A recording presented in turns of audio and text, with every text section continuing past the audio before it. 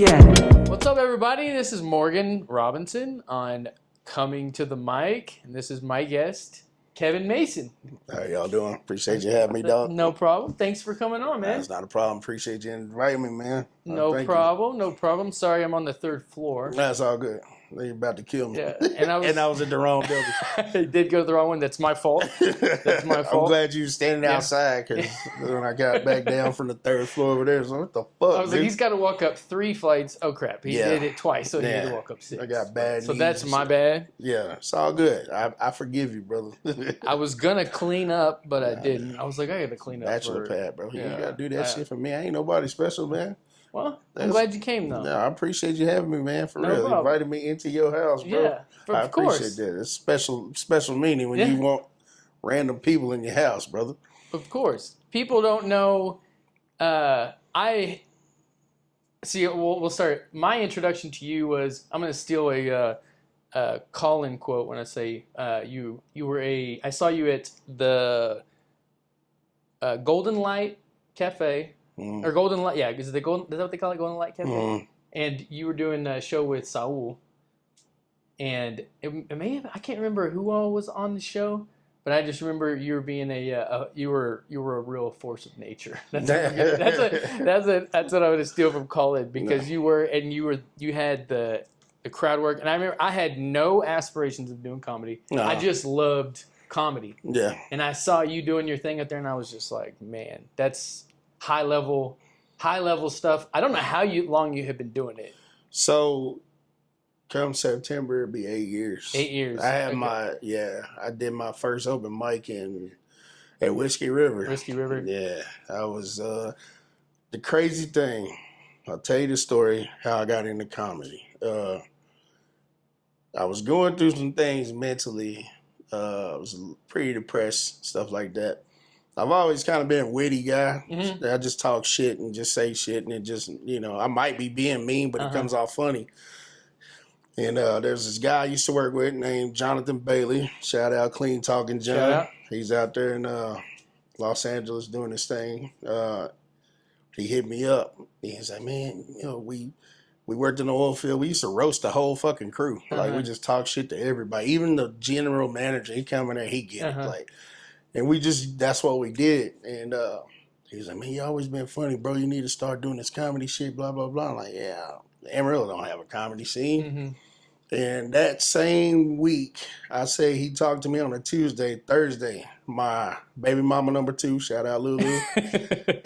She sent me something on Facebook, open mic at Whiskey River. I told him about it. He said, I think I might go.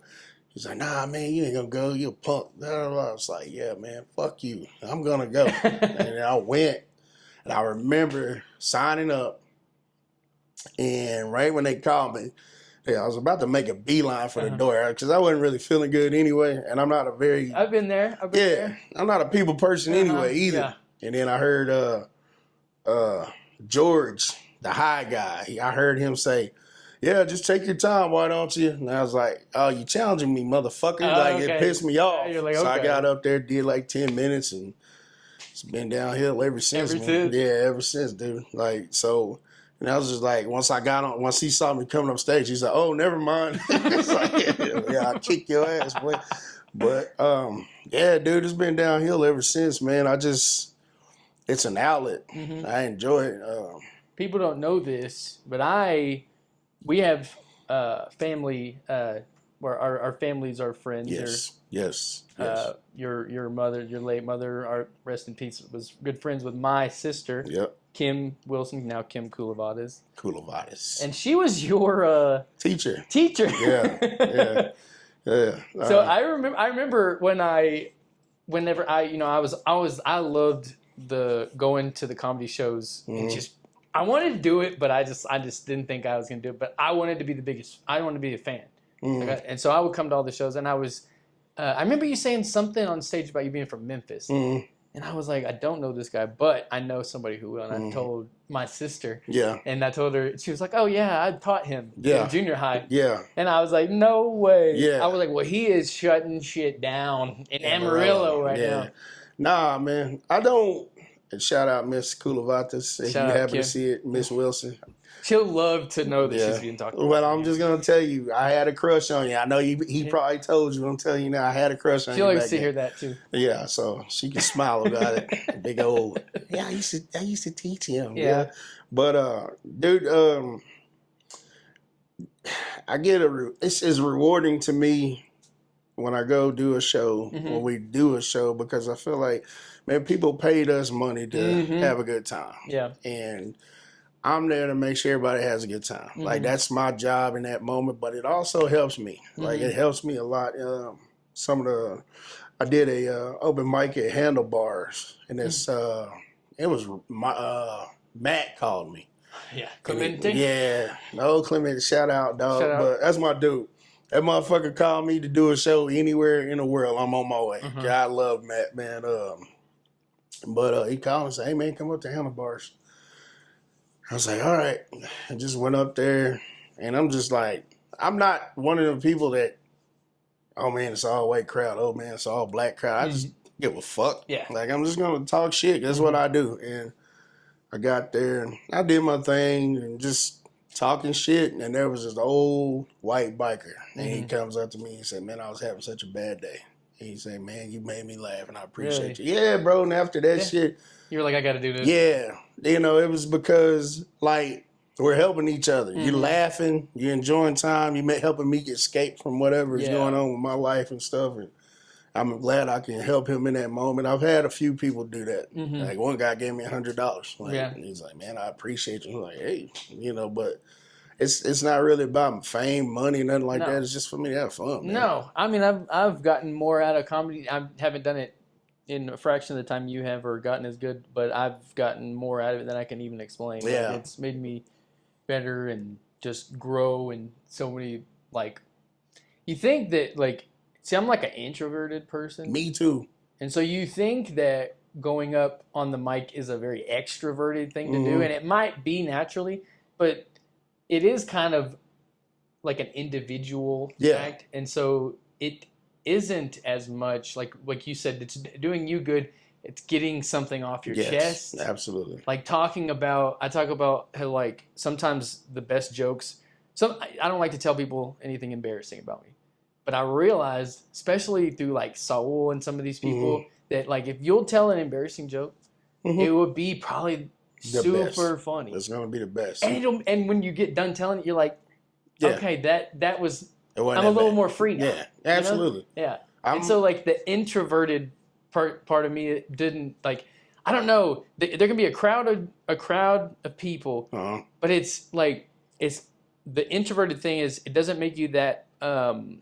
It doesn't, like, you don't need to be that extroverted because it's not like they're all talking to you. No. You're the only one talking. Exactly. It's kind of like you're talking to one thing. It's a crowd. Yeah. And it is something that can make you, I don't know, it's like therapeutic. Yeah, it is. Absolutely. Like I don't people very well. Like I really don't people very well. I don't have a lot of, I don't like a lot of hoopla around me. Like my kids, I got a daughter's about to be 30. One's about to be 28. My oldest son's about to be 26. All three of them are parents. And I'm just like, we all get together as a family, but once it gets a little too loud and rowdy, because my kids, they're 20s and going into their early 30s, they still rowdy, and I hate that shit. Yeah. And then I was just like, they know not to bring stupid shit around me. Kevin doesn't like the hoopla. No, I do not like hoopla. I did not know you were going to say hoopla on here, but... Hey, man, hoopla. And so I hate all that shit, dude. Like, I don't like a lot of, like, just stupid shenanigans. Shit. Yeah, shenanigans. I don't like all that rabble rousing. Yeah. You know what I mean? So all the goofy words. Yeah. I just, so I say I can be extroverted when I have to be. That's what it is. Yeah. So I can just go out because, dude, you'd be shocked. I know the show's coming. Leading up to the show, I'm excited. And the day of, I'm like, I don't want to do this shit. You think that's nerves, or what do you think that is? Nah, it's just like, God damn, I gotta go and I gotta do this. Yeah, I gotta go do this shit. I gotta go, come out of my shell real quick, and then you're 'cause I am high. introverted. And then you're high as hell. Yeah. Because it just went well and you had fun. Now you just gotta now I gotta fucking unwind and pull myself back in. So This is sucks. hoopla Yeah, inside. it's the hoopla I don't coming like out of the hoopla of the emotions up and down. it. Yeah. So I understand that. But I'm such a nervous guy. I'm just like, as soon as I noticed there's a you show, are. And I noticed it's that you are. yeah. Until the end of the show, and then And I'm then like, you calm on down. Yeah. No, dude, I like the growth I've seen out of you. Okay. Like, you know what I mean? I'm keeping it real with Okay. you. Like, I don't be around at the open mics and stuff. I don't have time, man. I gotta work and stuff, and I go to bed at like 8:30. Well, if I could do what you do without the mics, then I probably wouldn't do it. You can do it. Like, I'm gonna tell you this. I'm gonna give you all some secrets. Okay, all right? well, this is what we want on this spot: is secrets. The whole world is an open mic.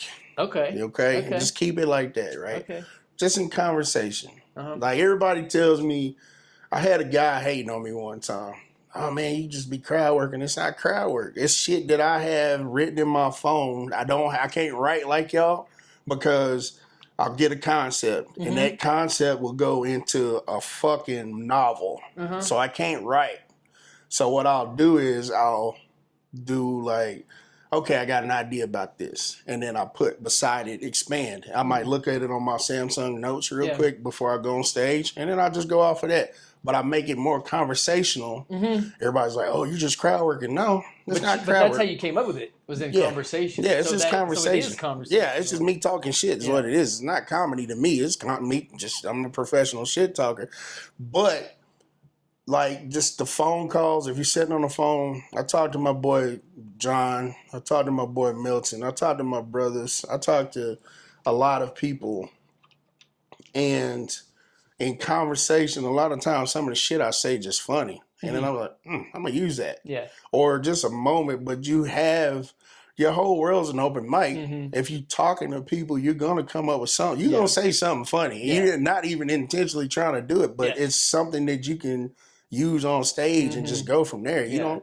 And I'm not trying to discourage anybody from going to open mics. Please go if you go. But I don't have time, dude. So I just my shit just comes from shit I've seen, shit I've lived through, shit I've That your ability to make it conversational, because it is mostly crowd work. A lot of it is crowd work, but your ability to make it so conversational is probably why you were able to go so quick from because I don't feel like you weren't doing open mics very long before you were headlining, were you? Nah, dude, they had me headlining at Zombies, bro. And Skylar was still around. And so that with you coming in you came in that fast. I don't know shit, but I feel like you may have that conversational style, and you're able to just go straight from the funny to the stage. Because what we're doing a lot is writing a joke and it's testing it out, polishing it, and so you are just kind of like you up there, and just like you said, conversational, and then that you take it straight from. I think that's one of the reasons that Saul is so funny too. Yeah, it's because that's kind of him. Yeah, and if you're able to just kind of be as much yourself and just place it on the stage, it's quicker. That's the best thing for everybody. Yeah, just because, like we were saying earlier, man. There's a million people emulating Kevin Hart. Million people trying to emulate Eddie Murphy. There's only one Morgan. There's only one Kevin Mason. Be the best you that you're supposed to be. Just be you, bro. It's not rocket science. The Kevin Hart's lane it's taken up. It's his. Saul's lane, my lane, your lane. It's yours. You just gotta own that shit because who are you if you don't be you? Yeah. And you're always yourself in conversations. Like if you're a guy who likes to cut up with your friends and you make them laugh, that's always you. Yeah. You can't make up you in that situation. Absolutely. Those are going to be the funny. And I've always felt like you probably you bust people's balls a lot, and that's like how you I don't know. Would you say that you grew up? We'll get into this real quick. The your coming to the mic story. So, like you said, you explained some of that, but you're from Memphis, Texas. We talked about that. Shy kid. Shy kid? I was a shy kid. That's surprising to me. Really? Yes. Yeah, I was a real shy kid. I remember doing Easter speeches and running off the stage crying. Yeah, dude, it's fucking. But it was just more so of why are y'all all staring at me?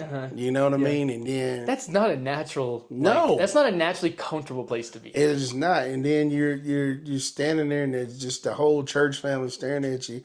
And then you got always in the black. Take your time, baby. It's always the old black. Like, take your time, baby. And you're like, you're not helping me. Yeah, you're not helping me at all. You making me me feel like I'm you sweating. Need to speed it up because you telling me, Mimo, like, what? Shut the fuck up. But I was a pretty shy kid, quiet kid. Stayed to myself mostly. If it wasn't my family, you know, I'm not gonna lie to you, bro. Like, I really don't know everybody in Memphis. I'll go back sometimes and somebody will say, "Hey, Kevin, how you doing?" Now you said to ask my mom, "Who the fuck was that?" Because I don't remember. I was just kind of like my cousin Melvin. You met him. Your sister taught us both. Yeah. He gets pissed off at me to this day. It's like, you remember so and so? I'm like, no. He's like, bro, what the fuck you been doing? I was like, nothing. Like, I don't remember. I'm one of them people, if I'm not going to deal with you day for day, and I'm not going to fucking remember you. Like, I'm like an old cell phone. I got this much memory left. I need to preserve that shit. I have so much bandwidth. Exactly. Like, man, I don't use it wisely. So I just don't, and it's no disrespect to nobody. I've met so many people that I shook their hand and forgot their name right then and there as soon as I walked off. It's no disrespect. It's just, and God damn, I kind of sound like a dick now, don't I? No, I have the same thing because, and it's not as it's people too, but my cousin will often be like, "Hey, you remember whenever we went and did this in our 20s?" And I'm like, "No, I don't remember that." And the way you described it, I should remember it, but I don't. I don't know. Some things get lost on me. I don't know. It's just I'm the same way. Yeah, Morgan, I feel like a terrible human being now, dude. We're just forgetful. Yeah, I guess. We probably need to get checked for dementia all the time. It's not dementia, bro. It's just like This might be the early signs of it. Nah, it's just that we just need to get checked. Just I mean, you know, I'm taking nootropics right now. I'm trying that shit cognizant. We should get nootropics as a sponsor on here. Yeah. Or you should come up with some nootropics and like make them, and then I would love to, but I'm not. You're a smart guy. You're curious and into all that stuff. Yeah, so. I'm trying. I'm experimenting shit on myself right now. Yeah. I like that you're experiment. That's what I try. I try a lot of different things to try to help this old body. Like, dude, I'm facing down a knee replacement, and I'm trying not to do that. And I made you walk up 6 steps. Nah, it's all fine, dude. It's part of being a man, dude. You got to be tough about shit, man. Throw some dirt on it and roll it. You know what I mean? These youngins are getting soft as shit. That. Yeah, and fucking can't tape up your knee and just go for one more game or nothing. You know, just coach, I got to be on IR. Everything goes back to football for us. You know, absolutely. Small towns. Well, that was life, man. Yeah. Shit, that was life. Growing up in small town, Friday nights was the shit, man. The whole town shut down and. Everybody's up at the stadium. Clarendon versus Memphis, man. Fuck them Broncos. We beat them Cyclones. We blew y'all asses out my senior year. Y'all beat us a lot when I was in high school. By the time you got in high school, man, I had lost track of whatever. I think you might be Jonathan Henderson's age now. Right? Jonathan Henderson put some tuds on us whenever he was. I think he was a. He's a bad boy. Yeah, he was bad. Yeah. He was one of those guys you know whenever you're in practicing. You put there's like the dummy guy. Yeah. And you put his number on him. Everybody's got one. Yeah. He was a plan for him. He was a problem. Yeah, the plan. I think he scored like 4 times on us. Yeah, I don't doubt it. He was a kid. He's not a kid no more, but like y'all are kids. I ran into him recently. It was at the Northside Toy Drive like 2 years ago, and that was the one thing he said. He was like, I hung like 3 touchdowns on y'all. And I was like, I remember. Yeah, he gonna never. I don't remember anything. I remember that. He ain't gonna never leave. Let you live that. That's all we talked about. I love John. Because he was like, y'all thought y'all had fella, and y'all thought y'all had all these people. And I was like, no, dude, you were legit. Yeah, like he was. Yeah, that boy was bad, man. He was different. His little ass got fat. He looked like he slimming down last time I saw him, though. I remember when I saw him, he was like my height, and I was like, man, I thought you were like way taller than me.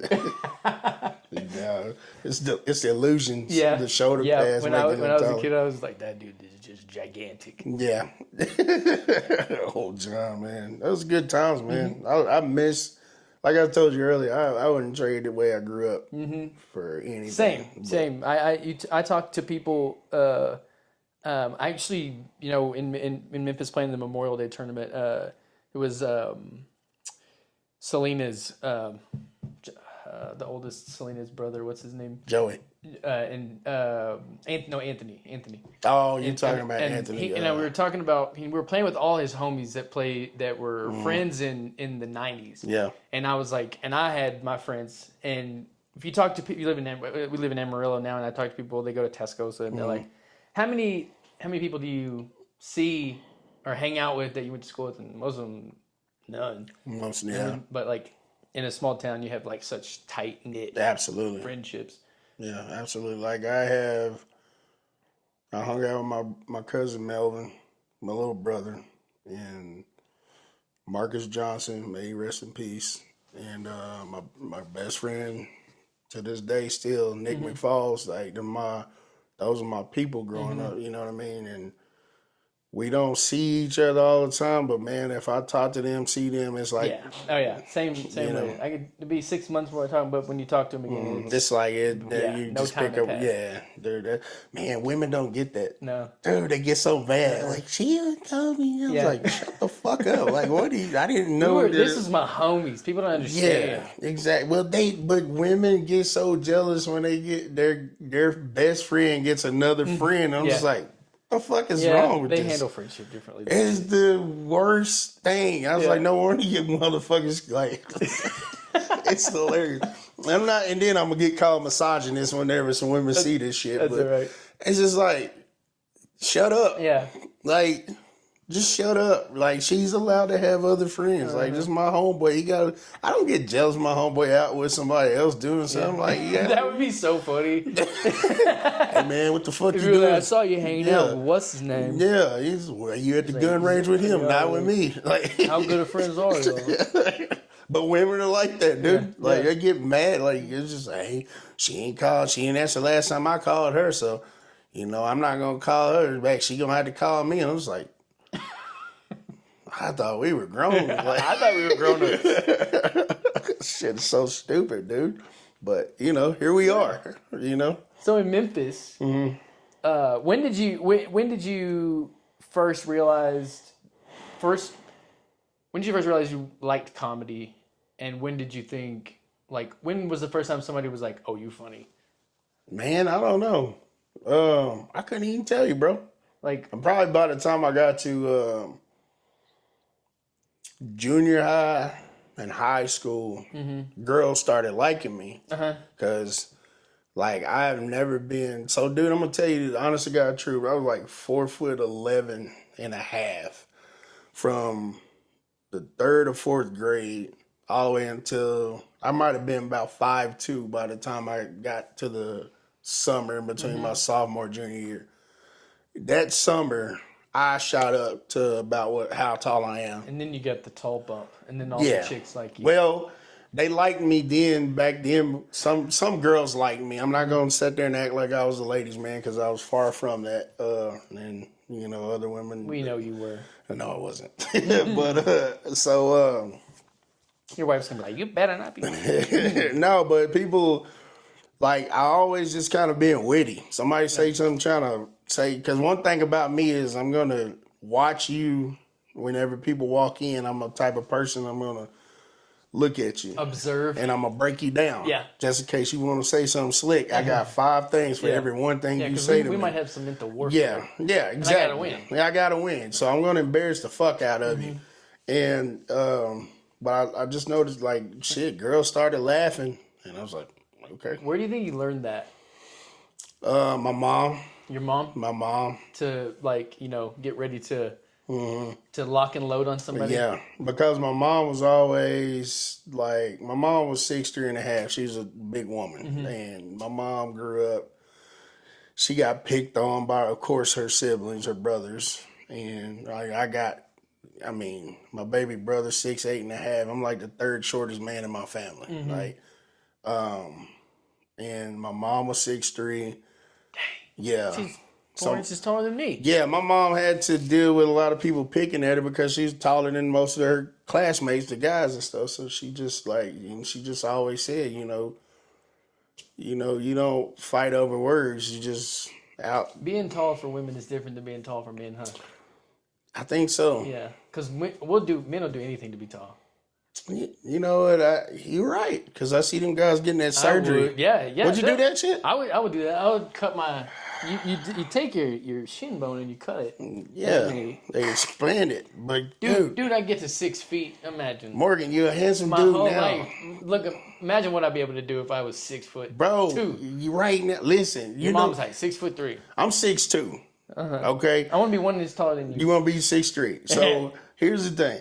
Bro, the thing about it is you don't necessarily have to physically be 6'2", but your aura can be 6'8". You dig? Yeah, okay. You understand what I'm saying? On the aura then. Yeah, it's more of your presence when you walk in. I'm going to tell you right now, you're a handsome dude. I ain't gay shit, but you're a handsome dude. And I'm like, bro, you got your hair perfect, your beard's lined up, bro. You're in good shape, man.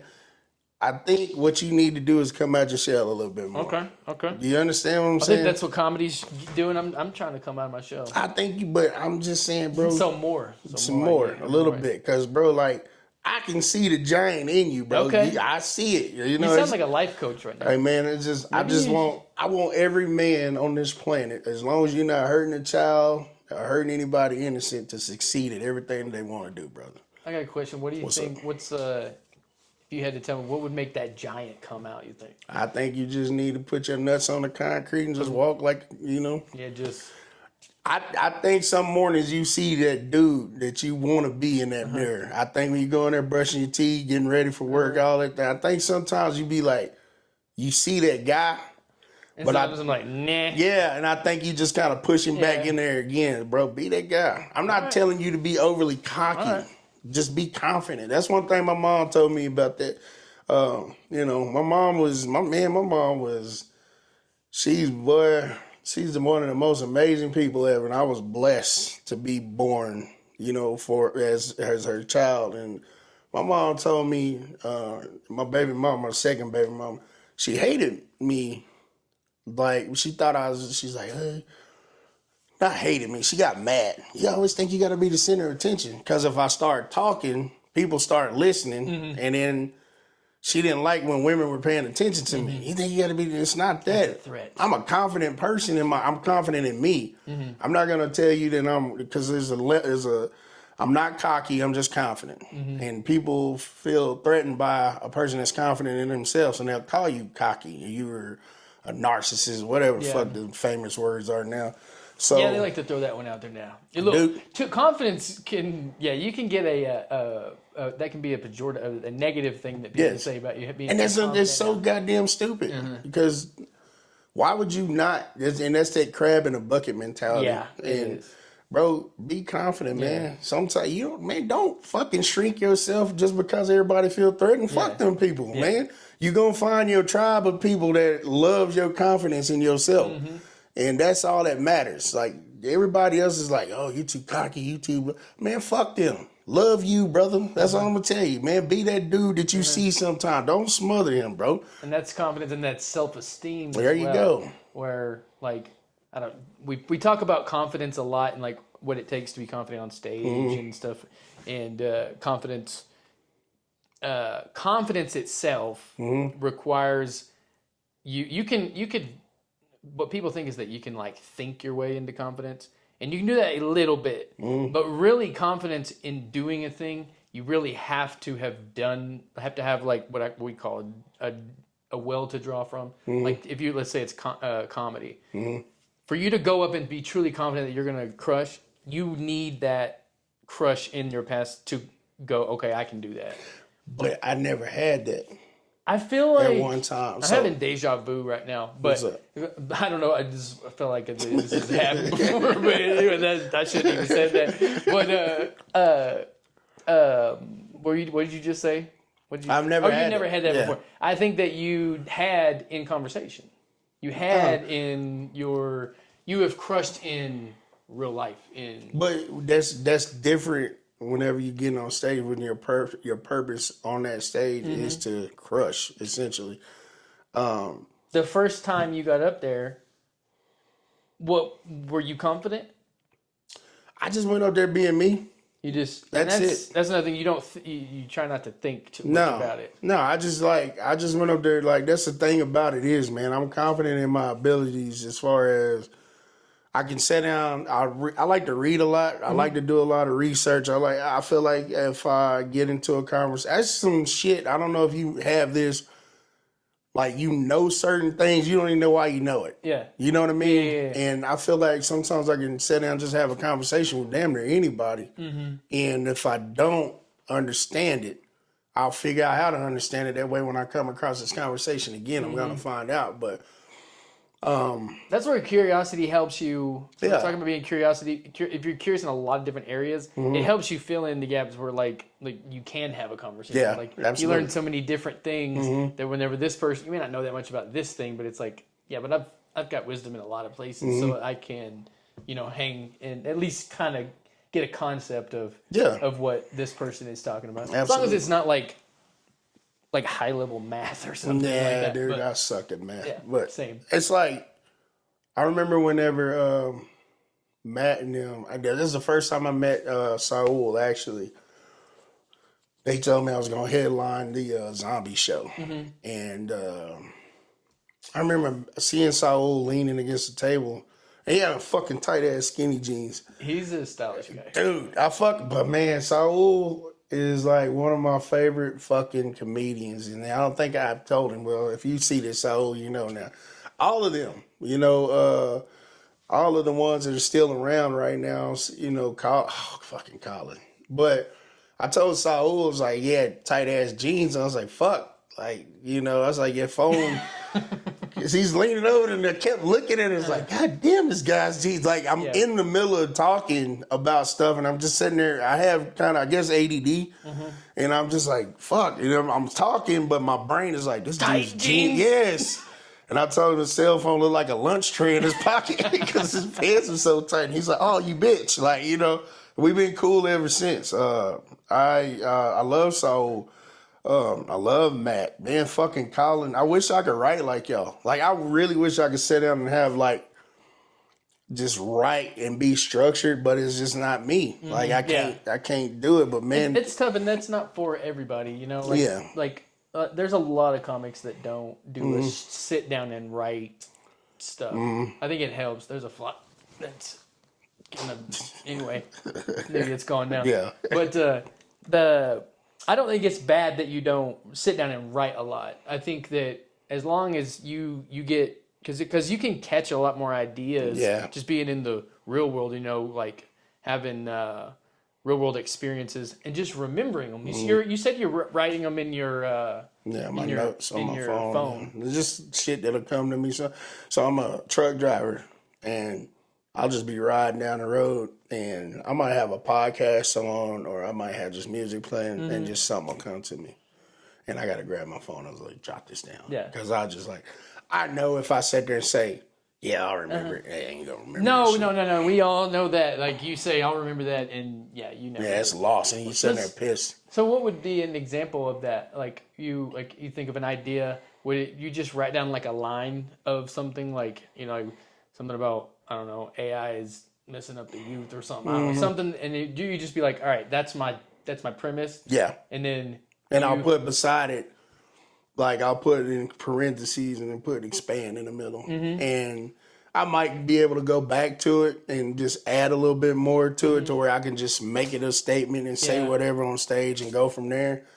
So are you, getting to because you have you get to the punchline, you get to the laugh line always. Is it challenging for you or do you kind of come up with that on stage? Like, you have the premise, you expand it and you elaborate.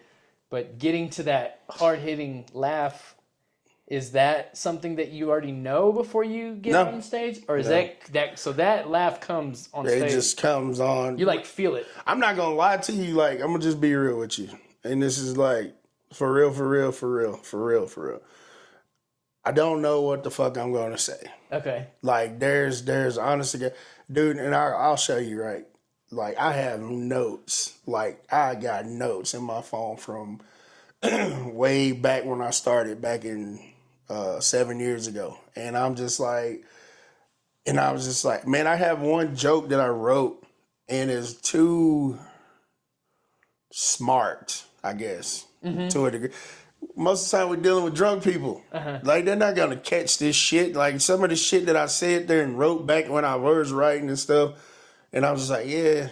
And I'm not to say that I'm trying to dumb it down, but you kind of gotta. You're dealing with drunk people. Yeah. So I really don't know what the fuck I'm gonna say half Yeah. the time. It's just kind of like I'm just gonna go with the flow. That's pretty. That's It's dangerous. to be able to do that. That's really really good because It's dangerous. You're kind of like getting the lay of the land as you're up Yeah. there, and then you're Yeah. like, all right, you're about to get it. You're Yeah. about to get it. Something like that. And It's like I'll look at my notes and I'll sit there and I'll look at it and I'll go over it and I'm just kind of, maybe I could say this, but it's always if I have a good show,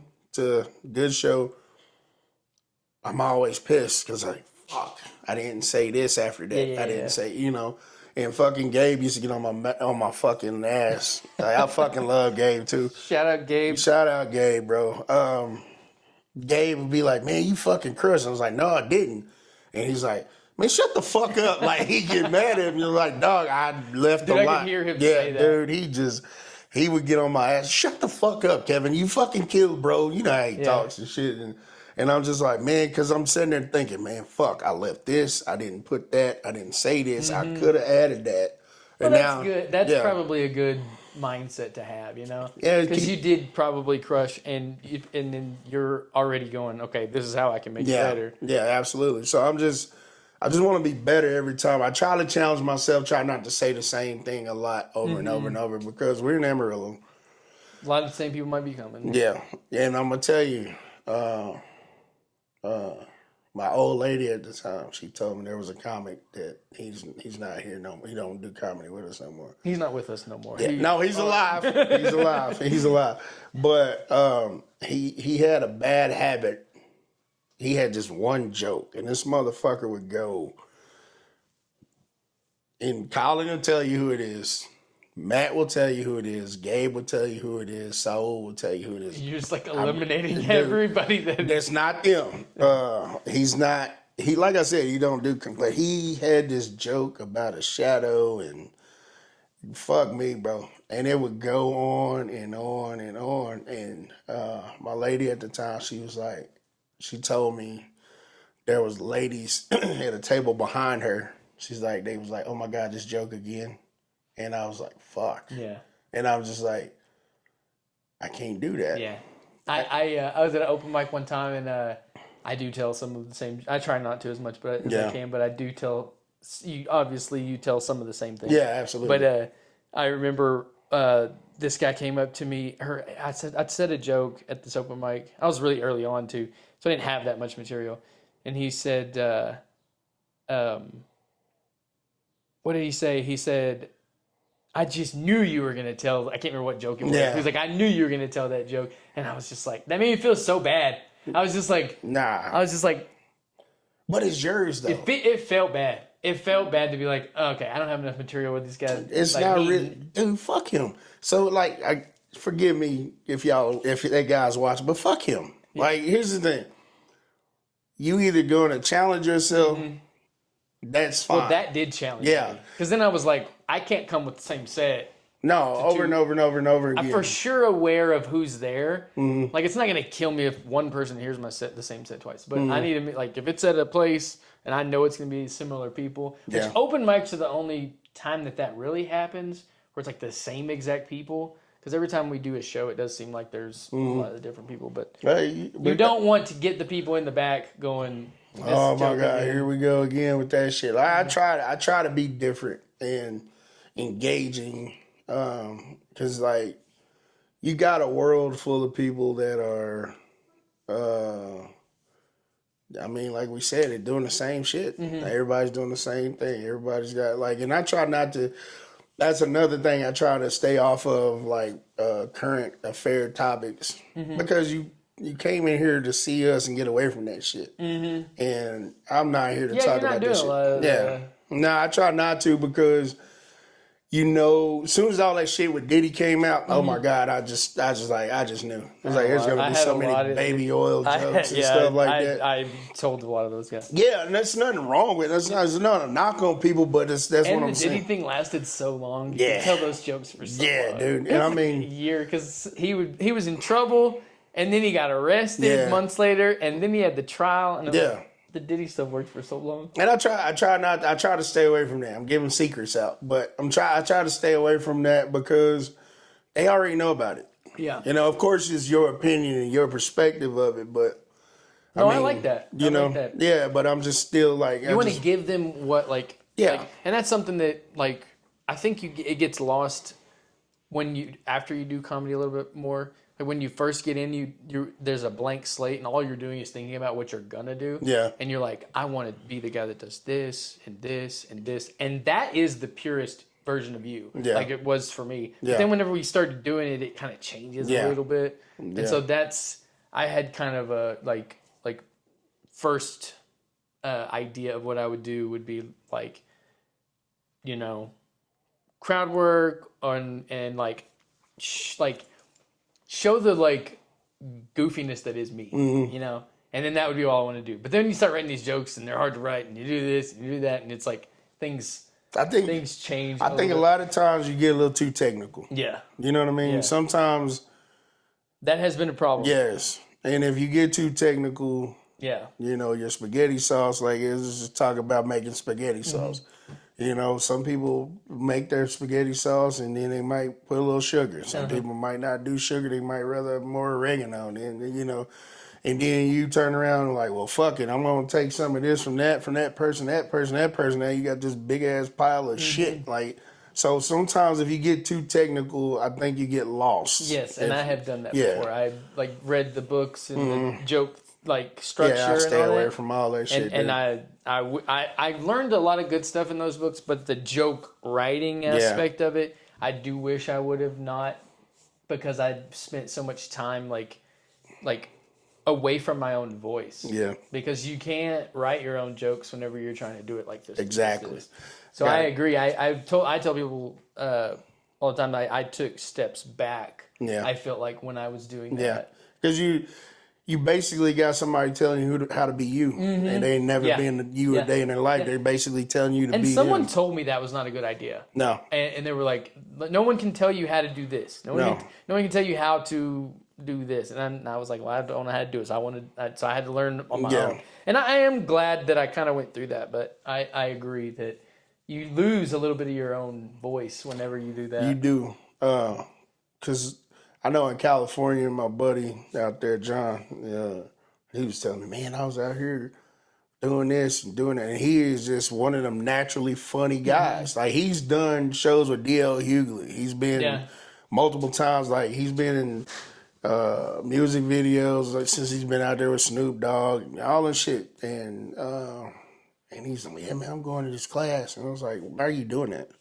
And he's like, what do you mean? I was like, what the fuck you going to the class for? Can't nobody teach you how to be you, bro? And he's like, oh. And I said, yeah. It's like, why the fuck you going over there? They telling you that you got to do this set up. So you got to set up, then you got to riff or whatever. I don't understand none of that shit. I'm just me. I'm just going to say what the fuck I want to say, and then I'm going to get off the phone. And everybody's not going to like what you say. And a lot of people got to understand that shit. Like, if you going to get on stage, if we got a 50-person crowd and only 4 people laughing at you, those are your people. That's who you're fucking entertaining. Fuck the other 46. You got those people. Those people get you. Those are your 4 fans. That's the only thing that matters to me. At the end of the day, somebody laughed and got it. That's it. And see the glass full and rather than the empty. Absolutely.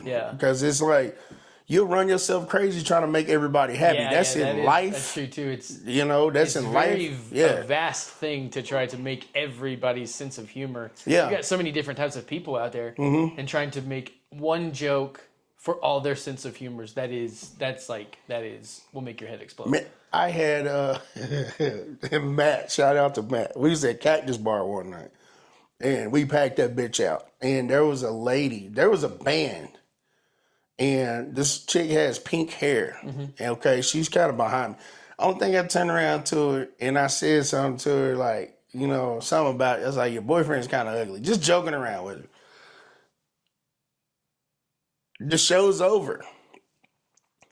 I leave, go home, wake up in the morning, and I am being verbally assaulted by the boyfriend over it. I mean, he has, and I'm reading everything. I still got that shit in my fucking phone on Instagram. I swear to God, dude. I just had to be about 5 years ago. And I was just like, and I asked him, I said, bro, why didn't you say something to me last night?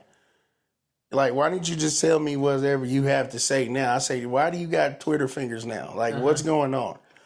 And the only thing, and then he was like, man, you apologize. And da-da-da. She's got this social anxiety. The bitch got pink hair. She ain't got social If she's got social anxiety, why do you have pink hair? Yeah. Why are you? That's an attention drawer. That's exactly. So I was just like, yo, listen, man. And then I told him, I said, hey, man, I apologize. All I told her that you was ugly. That's it. But yo, tell her I'm sorry. And that's, we'll move forward amicably. Exactly what I told him. He kept on. Like just da-da-da-da-da-da. I said, look, motherfucker, I done apologized. Say now you going into the realm of me having to whoop your motherfucking ass is what I told him. Excuse my French, y'all.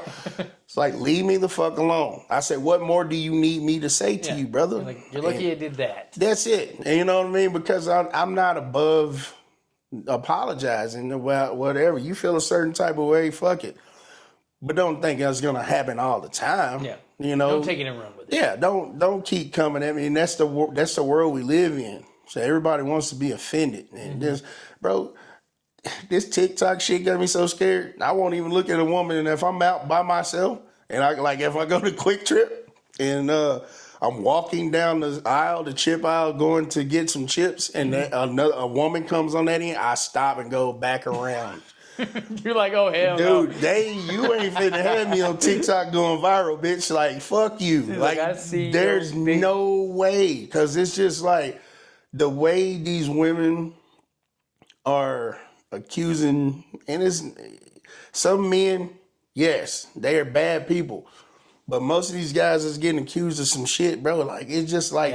it's nothing. It's crazy. And then nothing happens to her. And then your life is fucked for the rest of your life. You the guy that touched the girl's booty on the chip aisle at Quick Trip and forever. That's who you are. And you didn't even touch her, but she just lying. Yeah. And there's fucking video proof. I'm just like, yo, women scare the fuck out of me, man. Yeah. I'm so afraid of women. I'm afraid of this world. I can just picture you walking. There's a girl walking towards you, the chip out. You like, yep. I stop and I just go back around and I wait until she gets off that aisle. That is a really funny thing to see, like a little, not a little, but like a girl. Yeah. And that's normal size, and then you're big. Exactly, dude. You're the one that's scared of her. I'm scared to death of women, dog. These women growing up, man, I am so afraid of them right now, dude. It's insane. Because attention is the worst drug ever invented, dude. Like, it's social media, man. Oh my God, bro. Like, you have, they scared the shit out of me, bro. And it's so unfair. It is so unfair to be labeled something that you're not, and nobody's gonna go back and say, well, he was found not guilty. No. That girl's not gonna go to jail, and you just the creepy dude. If she gets found out, it's not even gonna be that negative for her. Exactly. It's just like you just all of a sudden you the creepy chip booty bandit. Yeah, your whole life is on the line. It's fucked up. Yeah, and I'm like, dude, I got daughters like the most of these girls' ages and shit, and I'm just like, man. There's no fucking way. I just like, dude, I'd fucking wait. Like if I walked in anywhere and there's a bunch of fucking women in there and I'm the only guy there, shit, bye. I'm going to another store. Like there's no motherfuckers scare me, dude. Like I'm very they scare me, bro. For real. I'm afraid for my freedoms in life and stuff, bro, because it's just like, why? But it's just You're like, my life flashes before my eyes every time I see one of these It's girls. fucking me. Bro, you can't even go to the gym. Yeah. Like, I see, like, if I go to the gym, I haven't been in the gym for like 3 years. I tore my bicep. But anyway, them girls will be in there with that shit on. Head Yeah. straight down. I'm watching. Oh I'm looking yeah, at my feet. I do not play with those. The cameras are up. No, I'm not. That's the world we live in is insane, dude. And I'm just like, fuck me, man. I see those on the line all the time. And it's unfair, dude. It's so unfair. So I don't even know how the hell we got on this I don't tangent. either. What the fuck? I'm just talking. That's cool. Yeah. We well, you see what I got right here? Yeah. This is my Mount Rushmore of comedy right here. Yeah. And I would like to know do you know who all of those people are? Yeah. That Louis C.K.? Yes. Okay. Yeah. I know And all Dave of them. Chappelle and Eddie Murphy and Richard Pryor. What would you say is your Mount Rushmore of comedy? Man. Who's your favorite comedian of all time? Eddie Murphy? Yep. Okay, cool. I remember Raw.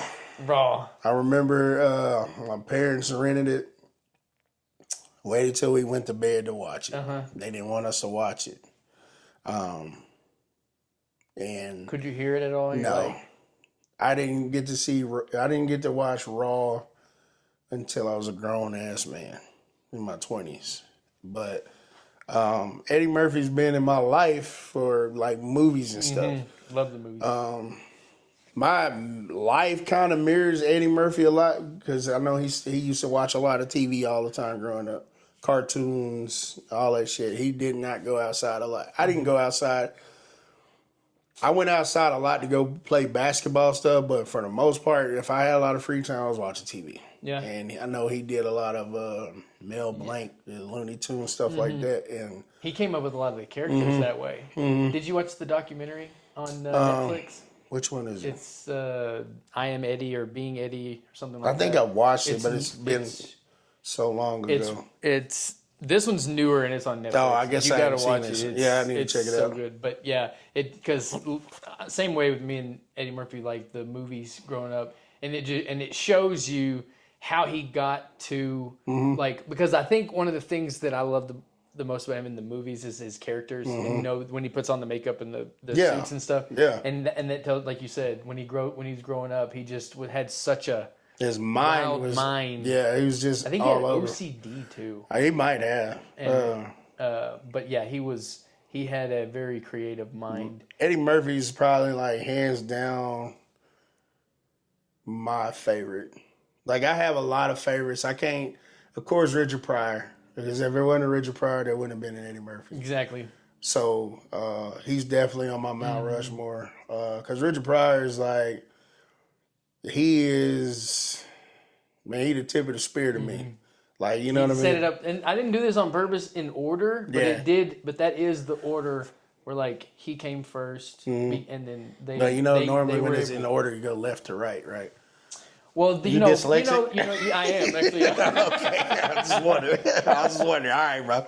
The opposite. Yeah, absolutely. I got you. Time moves different for me. So to me, time starts on the right and it goes left. I got a dyslexic daughter. I understand. I got you, bro. It's all good. So he started it all off live on the Sunset Strip. Yep. That was. I remember watching that. I was in the oil field back in 08 when I first seen that one. And he did the movies too. The movies, was it JoJo Dancer? I don't know if you ever seen that one. It's kind of closely mirroring his actual life. Oh, okay. It's kind of tragic. Yeah, his life was. Yeah, it's fucked up, bro. It was real fucked up. But a lot of comedians have a lot of pain that I've, you know what I'm saying? Like I've been learning. Especially back then. Absolutely. He's raised by prostitutes, bro. Yeah, he was born in or he was raised brothel. in a brothel. Yeah. So it's just like, if those two guys can just kind of, because like I like the way, and I live by something that Richard Pryor told Eddie Murphy when they was talking about, because, Bill Cosby thinks he can just tell all black men what the fuck to do. And not against Bill, because I like Bill Cosby's stuff too. Nothing against anybody that can be Nothing clean. against Bill. Nothing. Nothing. Nothing against him. Bill. Nothing. No. Nothing. Not His one, art. Not one We're thing. gonna say the art. Not one thing. Nothing against the art of Bill I was Cosby. gonna say you might want to clarify that before. Yeah, this is well, I all mean, right. whatever. You know, he been. I have a Bill Cosby record right there. Hey, bro, ain't nothing wrong with it. It's like this is the same. I still listen to R. Kelly's music, bro. Like you feel me? Some of P Diddy's How music. bad does someone have to be for you to not enjoy the art? Is Bro. a question I ask a lot. It's the thing about it is, right? Michael Jackson, nobody has a problem. Nobody. I don't have a problem with Michael Jackson's art, bro. R. Kelly, that's when R. people Kelly. start going, I believe I can fly. That was I'm a just banger. saying because y'all was singing that shit as little kids. They sing that in churches. Yes. Like, here's the thing. Some of the, I don't know what's the name of that song. It's a song that's been played in. Dun, dun, dun, dun, dun, dun, dun. It's like Is that some. R. Kelly It's song? no. It's at basketball, football Oh, yeah, games. yeah, yeah, I know That what you're guy. talking about. He's a fucking pedophile. Yeah, I have heard that. I You do feel hear me? that, yeah. But you don't know Yeah. shit So that's until proof we can enjoy the art, I guess. you can enjoy the art. Yeah. There's so many people like it's people that hadn't been caught up just yet and that you're enjoying right now. Well, you don't stop. Like you Yeah, don't because we retroactively do it, you know, like, cause there's probably somebody that I love now that in 20 years will go, well, he was I ain't like, retroactively doing like shit. he was like skinning people and Nah, putting them in. man, hey, I paid for that music, brother. So I'm not throwing my shit I away. loved R. Kelly. Yeah, man, like he say, man, R. Kelly helped make so many babies, bro. Come Yeah, on, bro. for But, real. He did. you know, but Richard Pryor Pryor. said he told because there's a story. I think it was on Raw actually that Eddie Murphy said that Bill Cosby called him. Contacted him, yeah. Yeah, and it was like he said too. He You said have to that say so many cuss words. yeah, all that shit. And Richard Pryor told him, "It's like, man, did you get paid? Did the people laugh?" He said, "Yeah." They'll tell Bill to have a coke in the house. Shut the fuck up. Yeah, I love that. You can't tell me how to do me. Mm-hmm. Like I can't come tell you how to do you. Only thing I want to see you do as a man is to succeed in everything that you want. Yeah. I'm not trying to change who Morgan is. I don't want Morgan trying to change who I am. I get that what I say might not be tasteful all the time, but your opinion is exactly what that is. Your opinion. Mm-hmm. So you can walk out this motherfucker and not say shit to me. Mm-hmm. That's your best bet because the only thing I'm gonna do is try to figure out how to offend you more now. Yeah.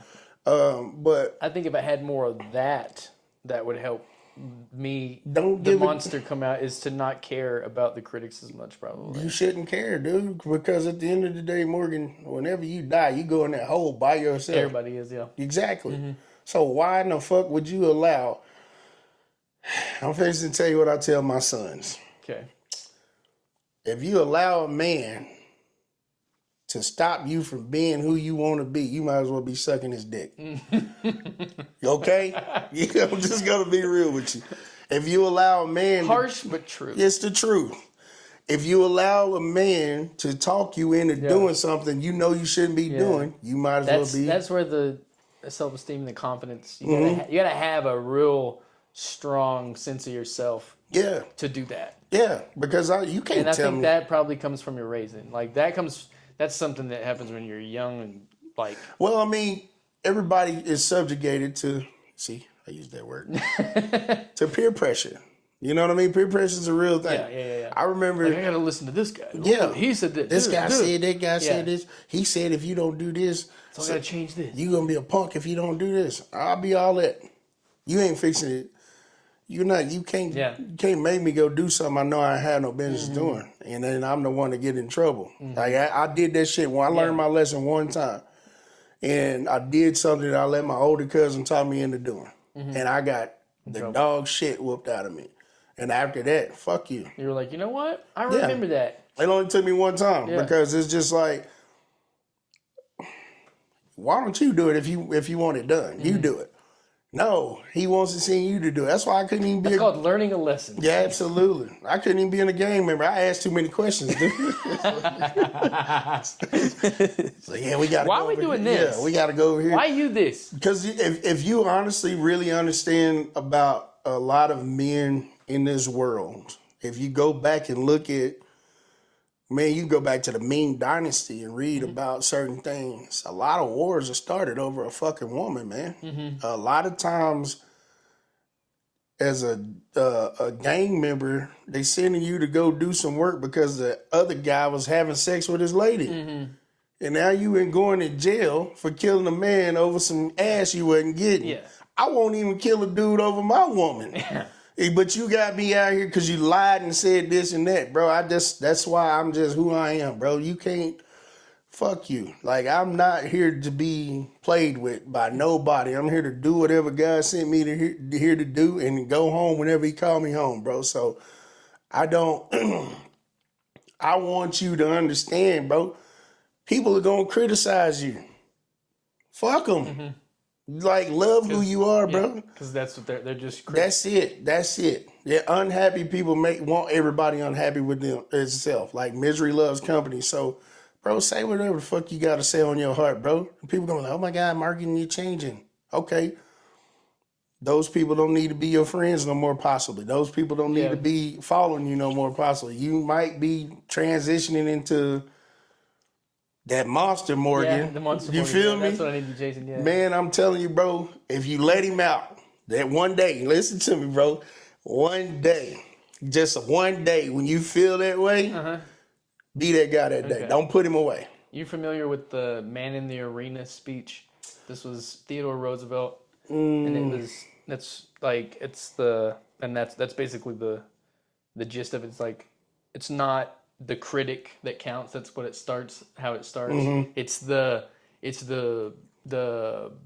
person who's in the arena. Yes, they're the ones that count. The ones that are up in the stands going that they're not. Their opinion matters not, because you're the one who's in the arena. Absolutely. And it ends in like your face is marred with blood and sweat, and then it ends with so that whether you triumphed or you failed, if you failed, at least you failed daring greatly. Exactly. And you didn't wither away like the meek souls that were afraid to try. Exactly.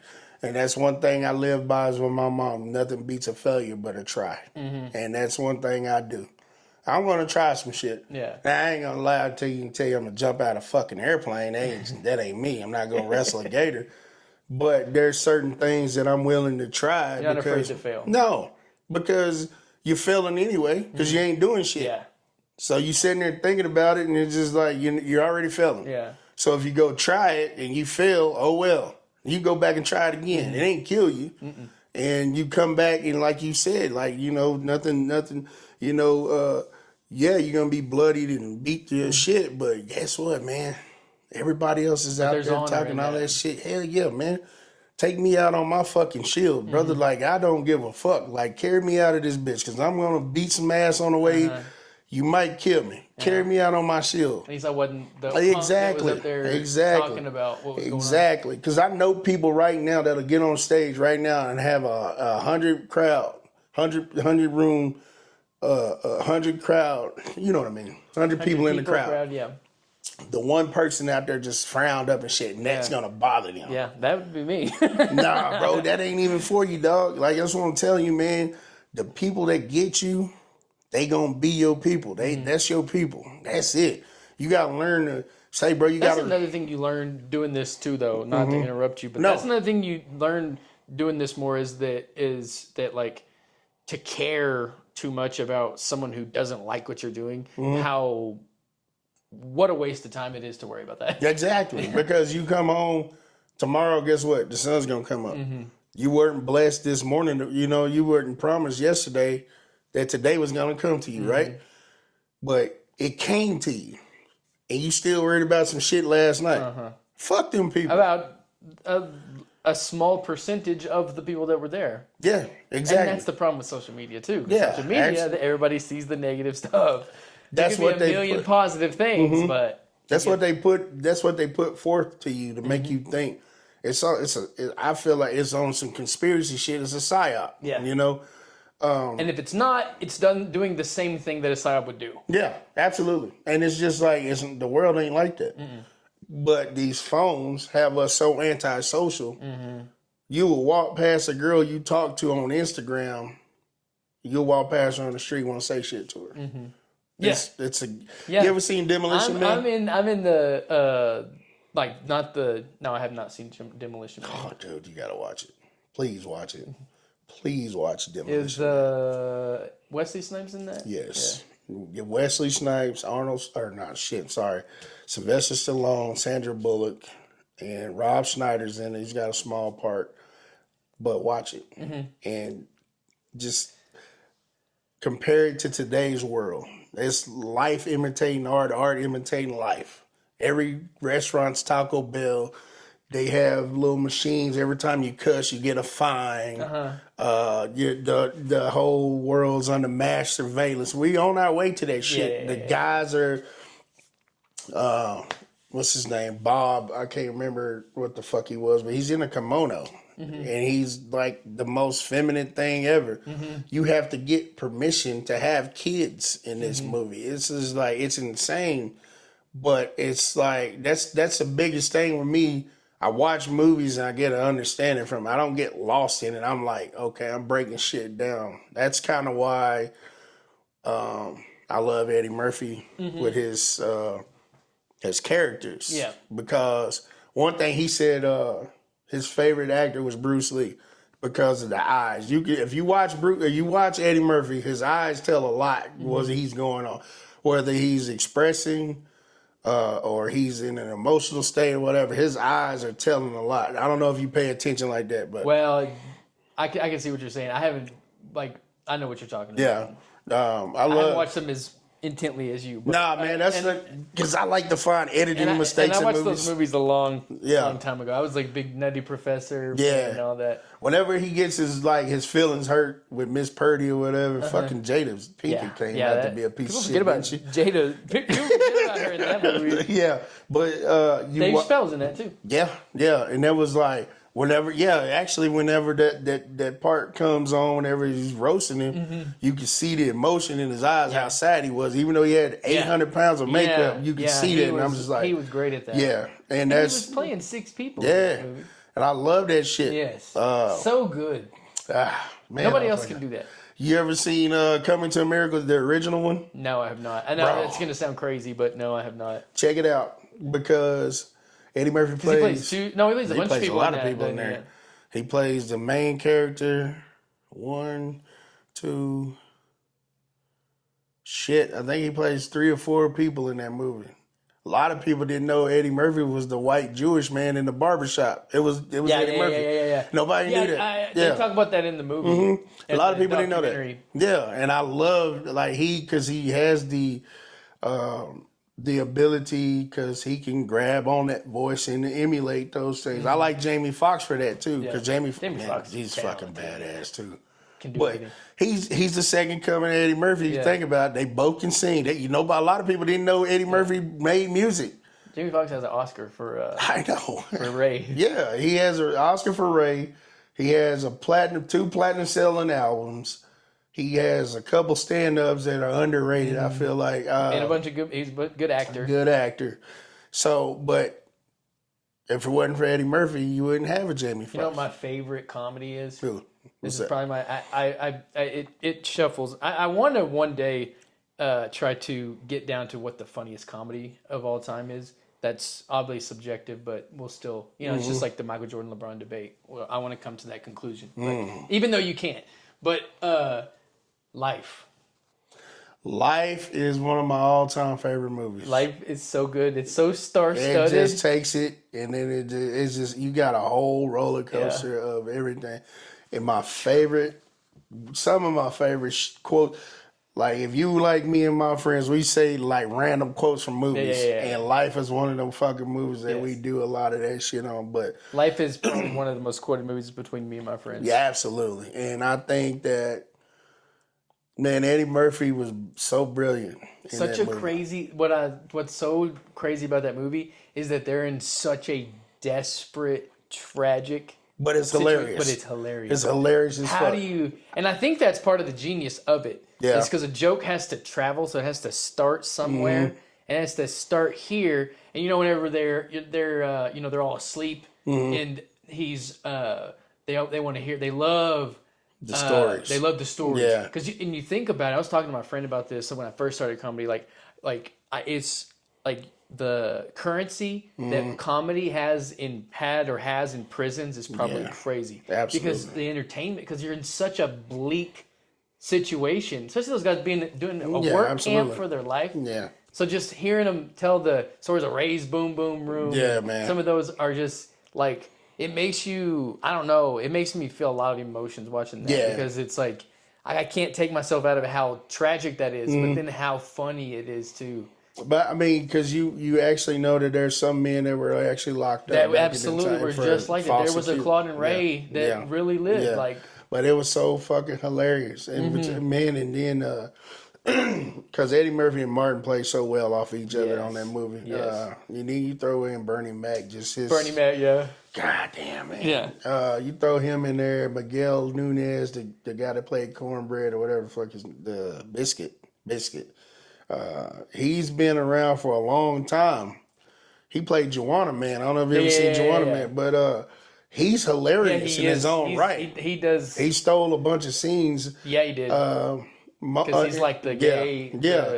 And that situation too is like that happened a lot too. Absolutely. People were gay in prison. Absolutely. I just, Life is probably one of those movies that probably deserves to be in the Smithsonian. Yeah, I agree. Opinion. And we've always had this like idea that Life was the best comedy. Yeah. Because absolutely. I just cannot get anything to beat it because it's just like the star-studded. You got Eddie Murphy, Martin holding it down, and it's just such a genius movie. It is. I don't know if I can think of a movie that I can get on that level. I really like Friday, but Friday was like, it's not doing what Life is doing. No, it's not. But Friday is a movie that it wasn't even a comedian that made it. It was It was Ice Cube. Chris Tucker, to me, that's my favorite comedic actor. Even though he didn't do that much stuff, I just think when Chris Tucker gets on there, comedic actor. See, and that's another thing. Like, it's hard for me to say I got a Mount Rushmore favorite comedian. Yeah, I'm saying a lot of favorites here. No, I know. Yeah. I'm just saying because so I can tell you Eddie Murphy's, most of his impact on me was his movie stuff. Me saying. Richard Pryor. Raw and Delirious were great. Delirious was better than Raw to me. I'm not gonna lie to you.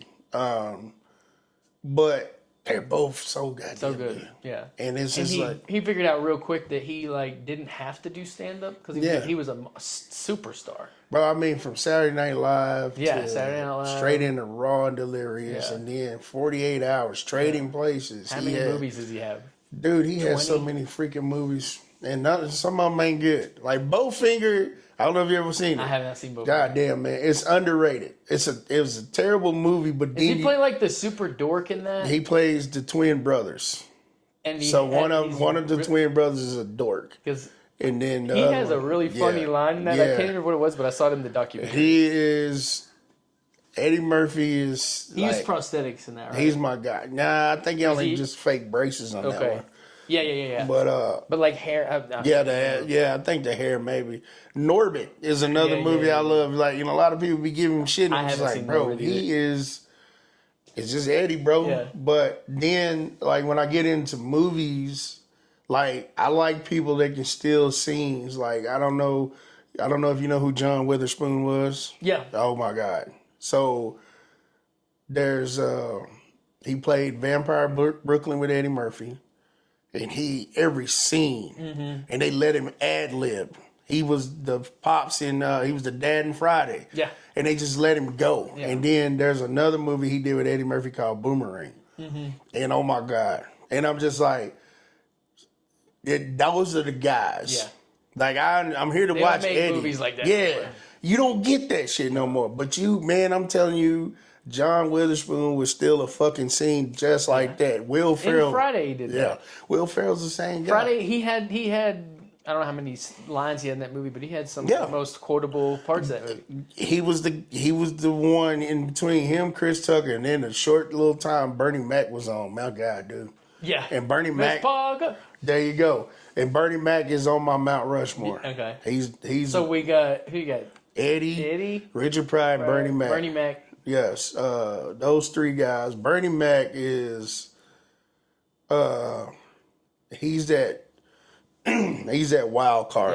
Yeah. He came late. He was in You his seen late. any of his old Def Jam stuff? Oh yeah.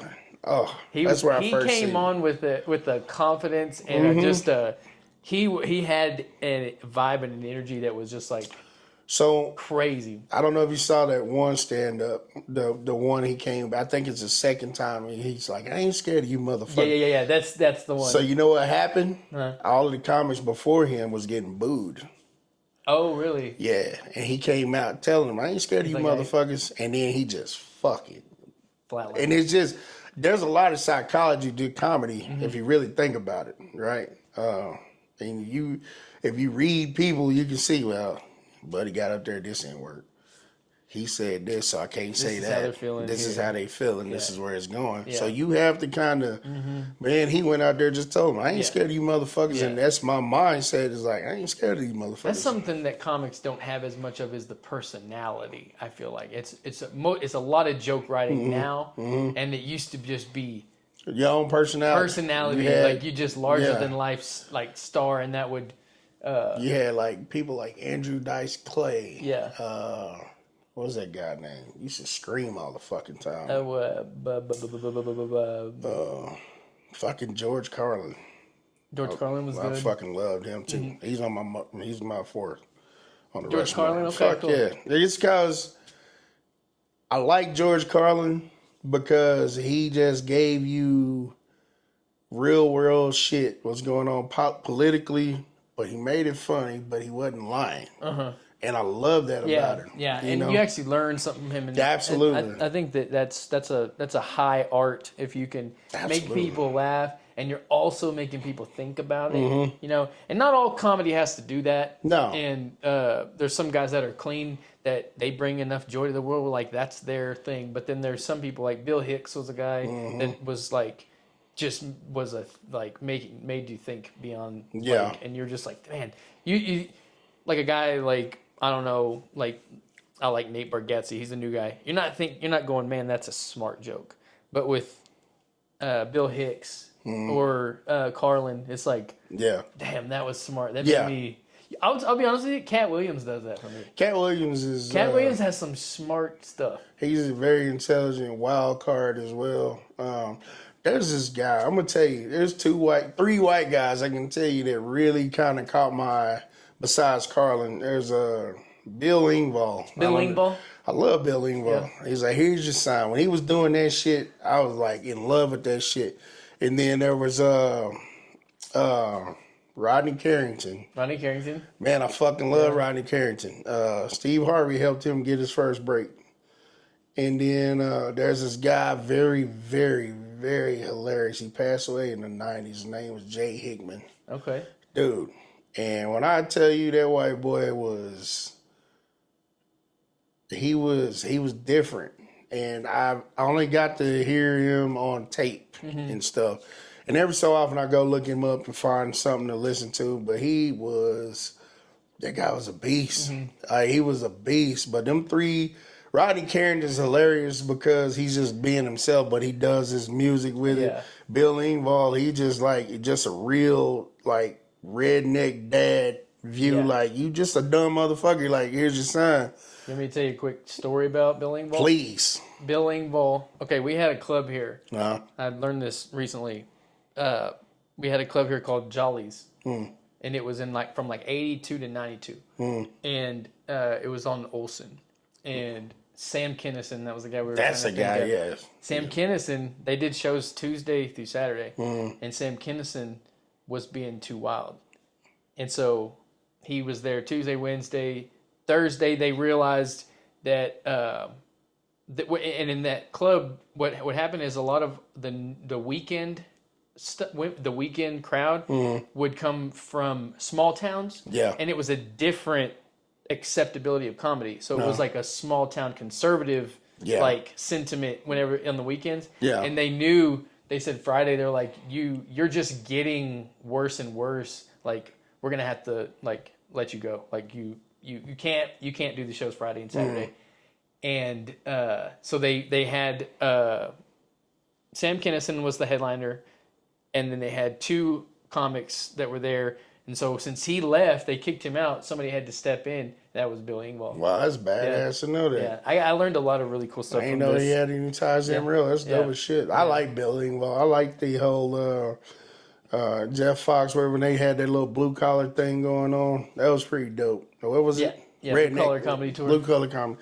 I like that shit. In small towns, they really love that shit. I like because I mean, I'm not one of them people that's gonna just say, because I remember when the Kings of Comedy dropped out. Yeah, that was good. I remember that. I remember then the Latino Kings of Comedy, then the Queens of Comedy, and then you just kept on because, but I listen, I'll try anything. Like I listen a lot. I try not to do a lot of, I try not to listen to a lot of comics over and over because then you start kind of. I do the same thing. I try to keep it very diverse. Like I have some that I really love, but then keeping it as diverse as possible, and just learning what people are doing. Yeah. Like, I just love to see what, Chris Rock has done. And see what Hughley has done. And I ain't never really been a Chris Rock fan. No? Never. I haven't seen a lot of Chris Rock stuff, but I didn't see Bring the Pain, which is like the one he's known for the most. Never watched none of them. You didn't watch the one about he did the Will Smith stuff? No. Wait, did I watch that one? Because he had a lot back in the day. 15 minutes at the end. I think I might have seen it, but I know back in the 90s he was a big deal in Bigger, Blacker, Deaf or some shit like that. Bigger and Blacker, yeah. Yeah, I just couldn't get into him. His voice annoys the shit out of me. Yeah. But I liked him in certain movies, nothing against him. But he just wasn't one of them guys I could get into. Who else is there? Don't get it twisted, I like him, but it's just nothing that I could get into really with him. Who else was there? I mean, Carlos Miller. I don't know. Miller. Yeah, that part of 85 South Show with DC Young Fly. You know who DC Young Fly so is? he's a new guy. Yeah, he's a newer guy. Him, DC Young Fly, and Chico Bean. Those three guys make up 85 South. I love. You ever see that Space God the Thug go on there? He's the alien. Yeah, I am obsessed with the alien. I don't know what the fuck that is. I saw that shit. I'm like, what the fuck is this? Is that? He'll go on DC Young Fly won't be able to hold his shit the whole time. Really? He's saying some funny stuff. I've never I was like, what the fuck am I watching? And it's just him explaining like we're on some Earth shit, and he does ion bars and all instead of money. And so is that a guy made up? Yeah, and he just does all the stuff. Yeah. Okay. He's so funny. Anyway, keep going. I didn't. Well, Carlos Miller is one of my favorite comics out right now, though. Yeah. I love. He's just And he's on that 85 South. Yeah, he's they call him the sensei. He's the oldest one out of the three of them. But he's I like his shit because he's just one of them people. He's a lot like me. You up there say that shit. One of them things he said something about one time. He was like, man, I hate when motherfuckers come up asking me how I did I watch it? No, nigga, I did not watch your fucking set. He's like, fuck. It's like, I got to go on next. And you over here asking me about your shit. I didn't watch it. He's like, did you suck? That's the thing. He be getting mad. He's like, now I got to go in there. Motherfucking 3 dudes in front of me, 15 minutes of suck. I'm behind now. I'm 15 minutes of suck. I got to make up the 15 minutes that you did, and then I got to get my 30 off. It's like, you motherfuckers, I just love him because he just me, man, say that shit, bro. For real, just be who you are, man. You don't have to be this fine-tuned, straight edge. Say, bro. It's not all about marketability. Nah. It's just be yourself. I love that about comedy now, though, is that we do get to kind of peer behind the curtain and see more of what their real life is like. Yeah. I think people like Eddie Murphy probably wouldn't have loved that, but I love that we get to see that now. Dude, and that's Like- another thing about me. I couldn't be famous. Yeah. I could not be fucking Being famous in the 80s and 90s would have been a lot better than being famous Absolutely. now. Because they had to come find you. Mm-hmm. And now it's just like, if you do or say something just like that, you're all over the world. And it's just because you are, like, it's just, man, I'm a private person. And some people think just because they supported you or they think they know you because they saw you on Instagram or some shit live and they want to run up on you. Man, if you run up on me and I got one of my grandkids with me or my kids and my family with me, dude, you might get shot. I'm not going to lie to you. I always have a gun. And it's nothing personal. It's nothing that I just like, that's the most personal. Yeah, when it comes down to my family, my grandbabies, my kids, just, hey, bro, just... And that's the thing that a lot of people don't understand. When you see these famous people out with their family, their kids, bro, stay the fuck away from them people. Yeah. Leave them people alone. Yeah. But people And don't understand that. They don't get Nah, privacy. and then you wonder why this person's being mean. Why this person like, dude, just they're human regardless, bro. And then it's just like, I don't like all that dick riding. It's like, ew, what are we doing? Yeah. You know. So but that's just my thoughts on fame, bro. I got a couple questions. My sister gave me some questions. And I got to get to at least one of them. Absolutely. Kim, shout out Kim Shout out. Kulavatos. Miss Wilson. Miss Wilson. I can't say your name. The Kulavatos. Who is she married? A Polynesian guy? He's Italian. Oh. It doesn't sound like it. Okay. If she's gonna ask me something she gave me 3 good ones, Okay. but I don't want to ask them all because. ask them. Fuck it. Let's do it. We got a little time. Okay. We'll start with. Let me start with this one. Let me start with my favorite one. Actually. Okay. Hold on, real quick. What kind of student were you in elementary? Terrible. And were you the class clown, or did comedy come later? We kind of have it. Yeah, no, I was real shy. Very, very, very shy. I tried to be a good student back then. I started being a bad student whenever some of the teachers came and was trying to get me to go into the advanced classes. They told my mom I was smart, and I was like, "Yeah, I'm not a nerd," so I just started tanking then. So, but, I remember you saying that. Yeah, I was terrible, bro. That you were that you were trying to be dumb. Yeah, I was trying to be dumb because I just didn't want to be perceived as a nerd. There goes that peer pressure shit. You see how it goes? So yeah, I wasn't a class clown though. No. Nah, hell no. My mom beat the shit. She know my mom. She know my mom didn't play that shit. So hell no, I wasn't a class clown. I was just. She did say you were a good kid, good student, whatever. Yeah, I tried to be. I didn't want to get and that. And she would tell me if you weren't too. Yeah. She tells me like she wanted to like kill people. I believe her. We had some guys in there. But no, I wasn't a class clown. I was just chill, man. Try to be a good student, be very attentive. Try not to be a nerd. Try not to be a nerd when I got to the junior high area.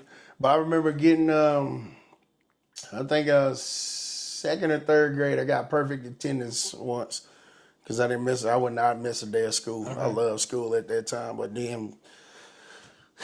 Man, brother grew up, testosterone started hitting, so you know how it goes. Next question. Someone who knew you as a child remembers that you were being curious and determined. Has that curiosity been part of what makes you a good comedian? I think so. We talked about curiosity. Yeah. I think the curiosity and determination is just part of me regardless of what I'm doing. I just want to accomplish whatever. So yes, it is part of me being, I don't say I'm good or great at nothing, but trying to be great. You're good. You know, Great. Nah, I appreciate it, bro. I got to stay humble because if I go to believe in you too much, then I'll stop working. So Yeah.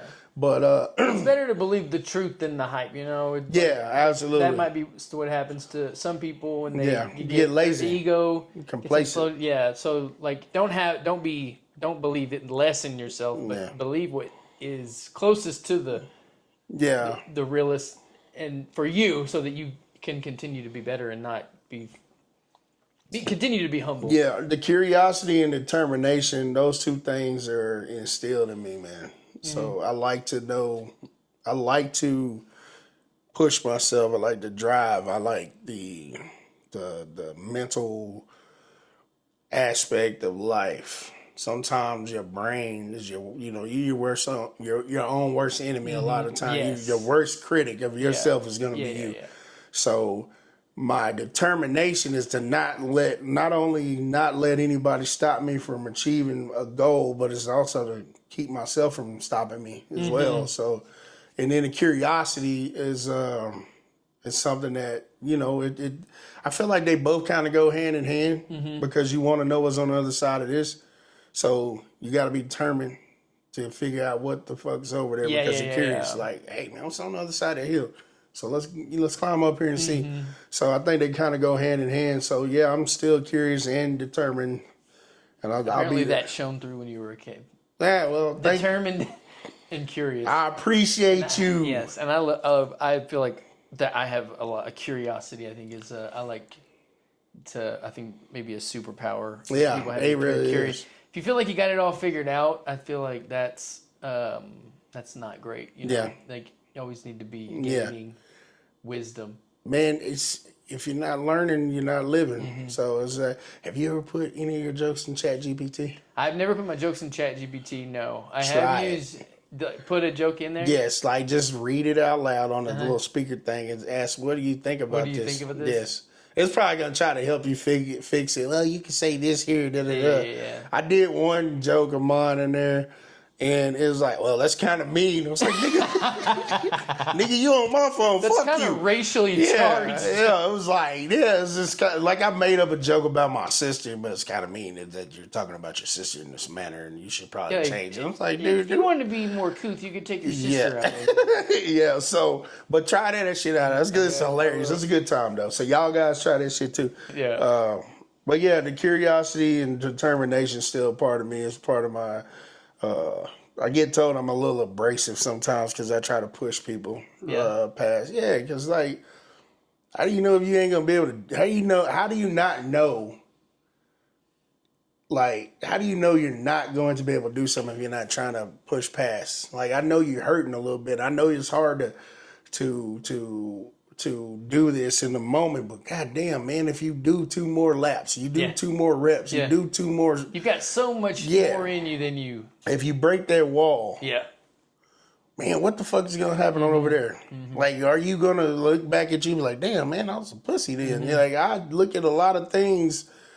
And that, man, I love David Goggins, man. Yeah, I don't know if I fucking Goggins. love David Goggins. And like my people tell me, my kids, like my son, my oldest son, he's 26, peak. He's almost in his peak prime. He won't go work out with me. Yeah. Yeah, he'll get to like 8 on something, on the bench press or something, 8 reps, and we going for 12. Well, you still owe me 4, brother. Yeah.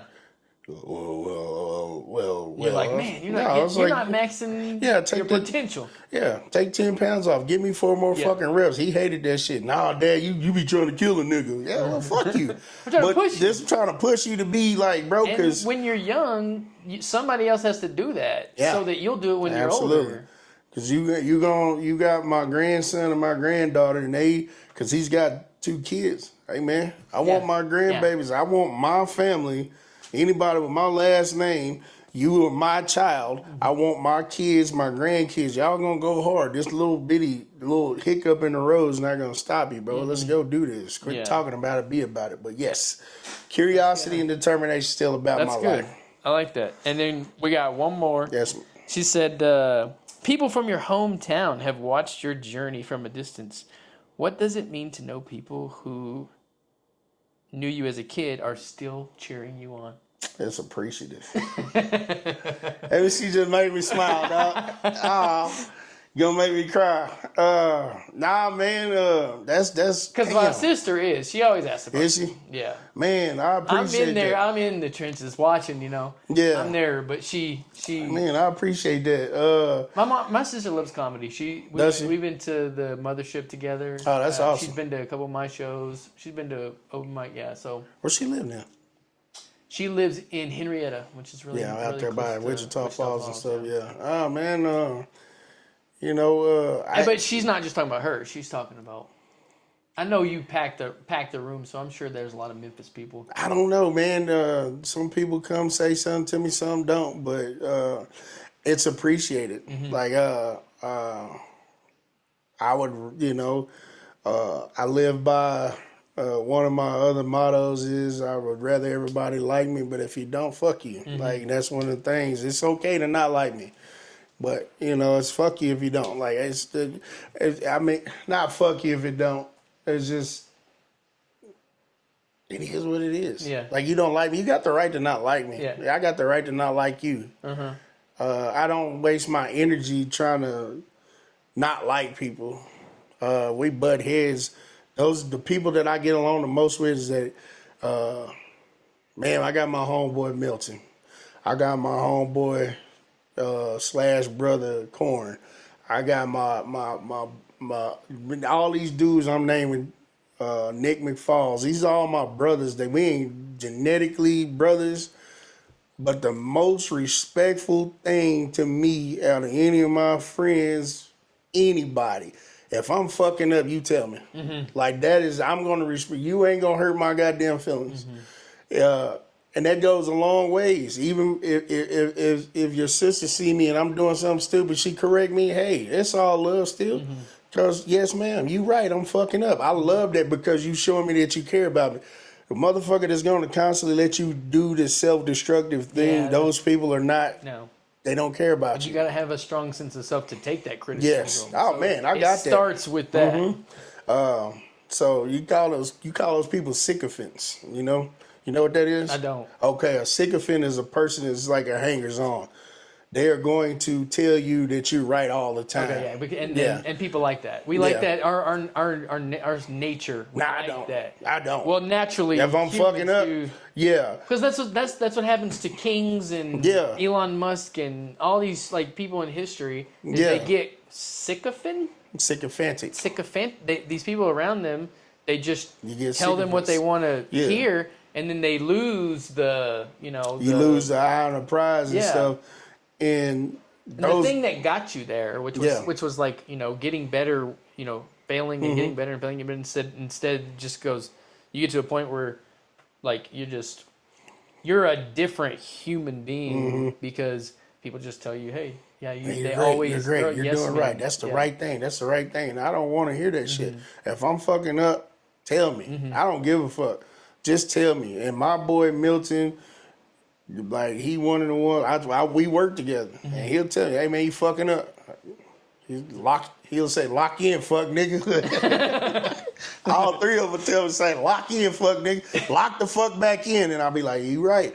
Because you have to hear that shit, bro. You have to hear that shit. Do you know how many fucking great things have come to an end because you didn't have that one real friend that was in your corner that say, hey, man, you shouldn't be doing this right now. You need to stop doing this. This is not the way we need to do this. You need to be doing it over here. Stop that shit. Because a lot of people don't even know that Elon Musk was a founding member of PayPal. And a lot of people don't know that.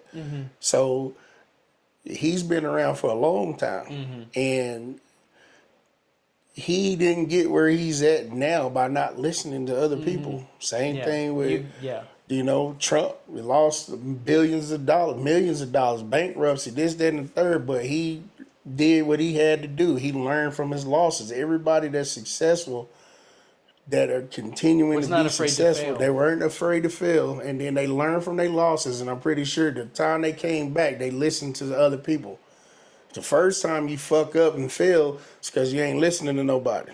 Them old people, we don't have old people like my grandparents no more. You know what I mean? Like, you don't have old people that can tell the kids, hey, man, you don't need to be doing this. Like, I was alive in the 60s and the 50s, so I can tell you something that you can't even conceive of. Yeah. My kids to this day, they won't listen to me for shit.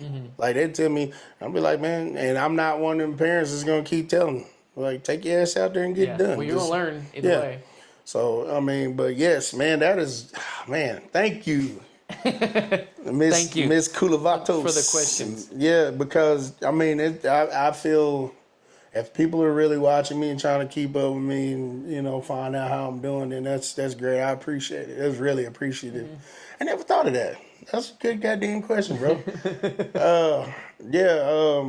But it means a lot though. It's a special thing, bro. Well, shout out Kim. Thank you for the question. Shout out. See, I can't call her that. Kim Wilson. I can't call her Kim because, you know, she was my teacher. I used to get in trouble. Shout out Miss Kim. How you doing? I couldn't say Kulavatos. But yeah, man. This shit, you know. I got one more What's up, brother? thing, and this is you've given a lot of good advice already. Yes. But if you could give a comedian, young comedian, somebody who's struggling, a bit of advice, what would you give that comedian? Struggling. Yeah, and put yourself just you know maybe not struggling, but just trying to find his way. He's real early on. He or hasn't done she. a lot. He or she. We're Yes, not misogynistic as much as not it be may seem like it. misogynist. What would you? What was something that you thought you could hear right when you started?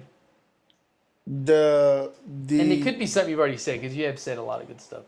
The biggest thing I would tell anybody is like, just man, and it sounds very cliche. Just be who you are. Yeah. You don't have to conform to everybody else's ideals of who you're supposed to be in their eyes. Yeah.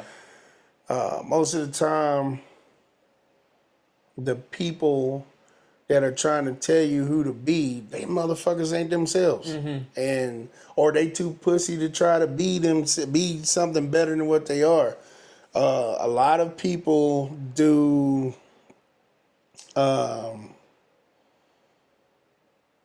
They want to see you fail. There's a lot of people that's in your corner that they're gonna be quiet. But the loudest motherfuckers is the ones that want you to fail. And they tell you shouldn't be doing this. They shouldn't be doing that. You should go over here and try this. You should try that. But when you go to paying attention and they ain't trying shit themselves, man, there you go right there. It's the point that you need to understand is that follow your path. Follow your path. Your path is your path. Your life is your life. God made you special. God made you singular individual. In his image, you are not just like that motherfucker trying to tell you to do this and that motherfucker trying to tell you to do that. You are who you are. Stay in the confines of that person. Build that person up to be bigger to where... Because, man, I'm telling you, bro, the best thing I could ever do was tell everybody that didn't like something I said or did, or I just never gave a fuck. Like, I didn't care about people not liking me, man. I still to this day don't, man. Because I do know when God called me home, he ain't calling me and you. He calling me. My kids got to bury me. So I'm going to do shit my way. I'm not hurting nobody. It's on you. Absolutely. It's on you if it goes bad. It's on you if it goes good. It's on you, regardless. So... I'm telling you, let the monster out. Let the monster out. Let the monster out. You're talking to me. I'm talking to you, but the same thing I'm feeling whoever gets this. Whether you mean to or not, you're talking to me. I'm talking to you. I'm talking to anybody out there in the world that'll see this. I'm talking to... That's the advice. Let the monster out. Let the monster out. Be that monster. And I'm not talking about the monster, the bad monster. I'm just the monster... The best version of yourself. Yes. It's because like only you are holding that back. Only you gonna be able to hold it back. Only you gonna protect you. Only you is gonna take you to the next level. Only you. There's gonna be people along the way that's gonna help you to the next step. But once they get you to that step, it's on you to stay there. Yeah. You know what I mean? So if that monster ain't protecting Morgan. And Morgan shrinks that monster down. Now you done worked your ass off, and everybody's resources that helped you get to this next step, you just let them down. Yeah. So those are the people that you need to worry about how they think about you. If they're gonna help you to the next level, those people are the ones that you need to be thankful and not let them down. Now the motherfuckers out there hating on you, Morgan, fuck them. The critics are different than the people who Because right now in the arena with you. Yeah. They're kind of helping you. Because if Matt right now, Clemente, whatever the fuck he going by right now. Whatever 3 names. That nigga called me one time on a whim. He said, hey, bro, get to Abilene. I had work. Like, fucking insane 17, 18 hours that day. Bro, they're doing a little showcase, blah, blah, blah. Went down there, crushed that shit. Got me another show with 2 shows with in Big Spring and Midland. Got me on. He just Matt. Every time I really wanted to quit, Matt, somehow, some way, God touched Matt. And Matt's calling me. Hey, come to like he called, he booked me for a show in Austin, like last year. I went down there. You know, it was weird, but you know what I'm saying? Awesome people are they're a little I mean nothing against them. But they act like they were scared to laugh at some of the shit. Like Matt had to change up the thing. He's like, man, I need you to get up there next instead because, you know, blah, blah, blah, the crowd. So I'm like, fuck it. Yeah. And I went up there and just did it. Matt's one of the guys that can call me in a whim and I'm on my way. Because he's just curious and determined. Yeah. And he's one of the ones that he's one of the people in the arena that are helping you. Fuck yeah. Him, Colin. One you don't want to let down. Yeah. I mean, all of the guys, I mean, I haven't met all the younger guys yet. I didn't get to talk about this because we're about running out of time now, but I'm pumped for your show next week, the Amarillo takeover. Yeah, that's gonna be fun. And get to see my boy Fredo. Shout out Fredo. Assalamu alaikum, alaikum salam, whatever y'all say, nigga. But yeah, man, I miss Fredo and Nikki, man. Yeah. But is Nikki on that show? Nikki's he's in New York and shit. You know, New York City living. Yeah, brother. Big time. You see him on Instagram and shit. He be He cracking me the fuck up, man. I had to tell him, he's like, man, what should I do? I say, slow the fuck down. You talk too fast and you don't project enough. And you'll say, dude, I'm like, dude, enunciate. Just slow down, get your words out. And once he started kind of getting calm and shit, and he just started, and look at him. He's a big boy now. Yeah, I mean, man, what a promising future if he sticks it out in New York, because that's really a really great place to get better. I can't wait to see Fredo too, though, man. I love Fredo's awesome. Fredo's fucking that nigga be cracking me up, man. Just in conversation. You know, Fredo. I got to do a show with you and Fredo that one time. Oh, did at Golden Light. Oh, yeah, I remember that. That day I kept calling you gay. You'd have to be more specific on that. Do I call you gay a lot? I don't know. He ain't gay, y'all. But I'm not gay. He's not gay. He's a handsome young man. Thank you. I can't wait till you find you a woman too, bro. I hope you get you a good woman. Bring her around me so I can tell you she's a good woman, though. Okay. I'll trust your opinion. Yeah, I'll tell you she ain't shit. I'll tell you she ain't shit in front of her, too. Okay. I'm real to you, guys. So. I appreciate that. That's what you should do. Oh, yeah, absolutely, because I got to protect you. We family, brother. But, yeah, I can't wait to see Fredo, man. I miss all them fuckers, dude. Yeah, I saw the lineup in that, and I was like, oh, my gosh. You should come all down, the dude. old people. You should come down. All the old OGs. Yeah, I ain't seen Saul in a while either, so that'll be great to see him too. He's fucking. I just love. Y'all doing that Wednesday? Thursday. I'm gonna get off. That's crazy that y'all are all driving to Fort Worth on Thursday. Fuck yeah! I'm leaving Wednesday after I get off work, staying the night, and then gonna do the show. Come back Friday. So at a real club, the Big Laughs Club. Is that Big Laughs Comedy Club? I think is what it's called. Is that what it's called? Mm-hmm. Okay. I got the flyer, but I hadn't just. I'll deal with it when I get there. Yeah. You know what I mean? You'll do great. You'll all do great. That's a killer lineup. Fuck yeah. I'm excited, dude. I'm excited. I'm real excited about this one. So, I mean, something comes of it, then I'll be happy. And if not, I'm still me, bro. Okay. You know, my turn's coming, man. Regardless of whatever God got in store for me, I'm waiting on it. I'm ready for it, brother. Awesome. Well, I'm really glad you came on. Appreciate it, man. Where can people find you? At work. I don't really be active like if you running from women at the quick. Yeah, I really don't be on social media. Social media a lot. Kevin Mason on Facebook. I see on Facebook a little bit. Yeah, I don't really be on there a lot. King Mason 19 on Instagram, but I get so many freaking scam things on there that I got my shit on private. But if they send me a friend request on there and I look and see that you posted and you legit, I'll accept it. There's no weird shit. No weird. Shit. 'Cause, Jacob, don't message him. Jacob's another one. Jacob, shout out, bro. Jacob's probably down at my pool right now. Jacob, it's just raining. He still might be down there. But Jacob goes to my pool. He does not live here, but he just goes to my pool. That makes sense. He was there when I did a show last night. I was leaving for the show. Yeah. And he was down there. What show was last night? It was a little. You're gonna laugh. It was a burlesque show. They put me and another guy on. Oh, no shit? Yeah. How'd it go? It went all right. It wasn't a great crowd, but it went all right. Yeah, that is not my crowd. They were a good, small crowd, but good crowd. Yeah, absolutely. Those are my favorites. Small, good crowds, but fucking Jacob, man. It makes sense he'd be at your pool. Yeah, bro, he'll just be chilling down there. He gets kicked out sometimes, but he just keeps coming back. Yeah, it's Jacob. It's like, you know who I am? I'm motherfucking Mr. Rapstein, bitch. I can hear him saying it. I fucking love Jacob, man. Yeah, he's the man. Well, thanks for coming, man. I appreciate it, brother. Appreciate it. Hey, man, what's the Tampax for, bro?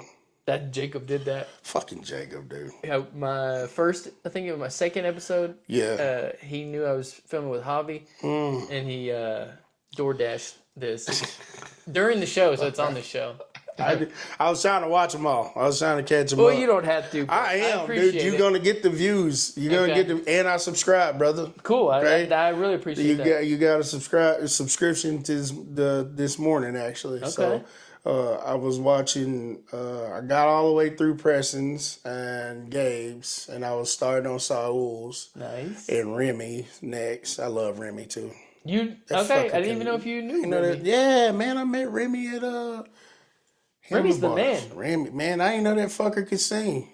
Yeah, He he's a can great sing, musician. man. I fucking love Remy, man. Yeah. And I be wanting to catch him, but I think he's done, isn't he? He don't sing no more? Is he? He does here and there, but he doesn't do as much. He had a native native crowds, yeah. band, and he does some solo stuff. He hosts the 806 mic. Oh, no shit? And he does the booking for, or does, I don't know what you call his job title, but he works for Golden Light. Oh, okay.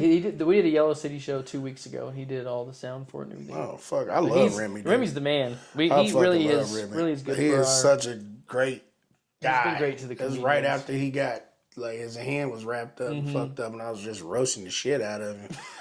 And he was just looking at me. And then I found out the situation why. He was told like, that story on here. Yeah. Did he? Oh, about me roasting him? No, the story about what happened yeah. to him. Yeah, it was after that. His hand was he's in a brace and shit. And I was like, and I found out what it was. I was like, I felt like a dick. But I didn't know. But he's always been. He's great. So he's a great guy. I love you, Remy. And I hope you're doing Shout out, great, Remy. brother. Shout out, man. Hopefully I get to see him soon, bro. But I guess we better get off of this thing, right? Well, hopefully it's not raining out there. Nah, it's done. It sounds like it's done. Well, I wore my new shoes. Now I got to walk in the water. Yeah, dude. you got to Fuck. wait for them Jordans. You got to wait. Nah, I'll just take them off and walk in my socks. All right, everybody. Bye. Bye. Appreciate y'all. Fuck yeah, man. Yeah.